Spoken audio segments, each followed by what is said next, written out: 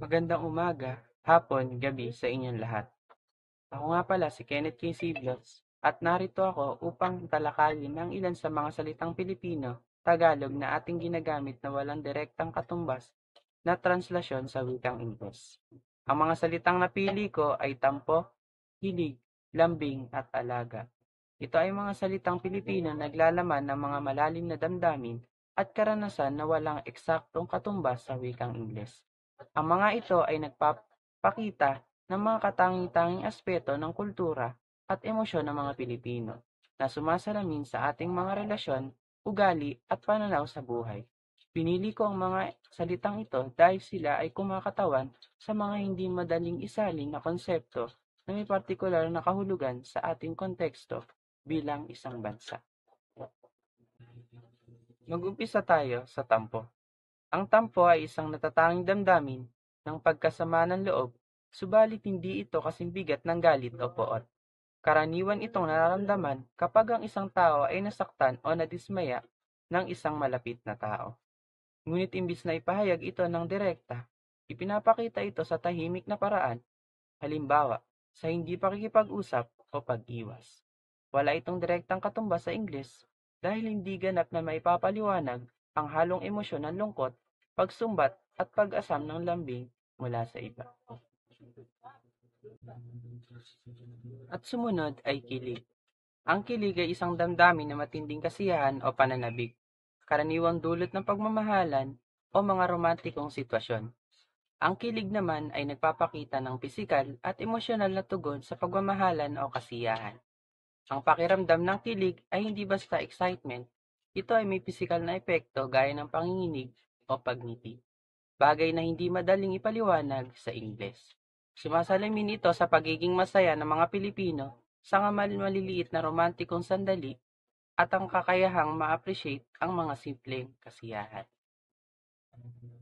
Samantala, ang salitang lambing ay isang malalim na uri ng pagkalinga na ipinapakita sa pamamagitan ng banayad na salita o aksyon. Maaari itong maging isang mahinahong yakap, paglalambing sa pamamagitan ng sweet na salita o simpleng pag-aalaga na nagpapakita ng pagmamahal. Sa English, ang pinakamalapit na salita ay affection. Subalit hindi nito ganap na sinasaklaw ang emosyon at kilos na kasama sa lambing.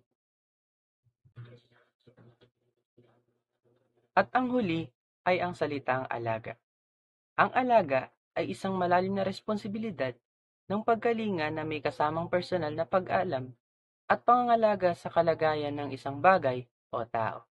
Ang alaga ay maaaring makita sa maraming aspeto ng buhay. Halimbawa, sa isang pamilyang Pilipino, ang isang ina na nag-aalaga sa kanyang anak ay hindi lamang nagbibigay ng pagkain at nag-aasikaso ng pisikal na pangangailangan ng bata. Ang kanyang alaga ay ipinapakita sa pamamagitan ng pagbibigay ng kalinga, pagmamalasakit, at pagtutok sa kalusugan at kapakanan ng kanyang anak, tulad ng pagsigurong komportable ito, masaya at ligtas. Mas malapit ito sa ideya na nurturing o tender care sa Ingles. Ngunit mas nakapaloob dito ang emosyonal na aspeto ng pag-aalaga. Kaya ako napili ang mga salitang ito dahil ito ay nagpapakita ng yaman ng wika at kultura ng mga Pilipino. Ang bawat isa ay nagpapahayag ng mga damdamin at konseptong hindi madaling isalin ngunit napakalaga sa ating pang-araw-araw na buhay. Sila ang nagpapakita ng ating pagiging emosyonal, mapagmahal at resilient na lahi. At binibigyang buhay nila ang mga relasyong bumubuo sa ating mga komunidad at pamilya. At diyan nagtatapos ang aking talakayan tungkol sa mga salitang Pilipino na walang direktang katumbas sa Ingles. Maraming salamat po sa pakikinig. Muli, ako po si Kenneth K. Siblos at dito nagtatapos ang aking talakayan.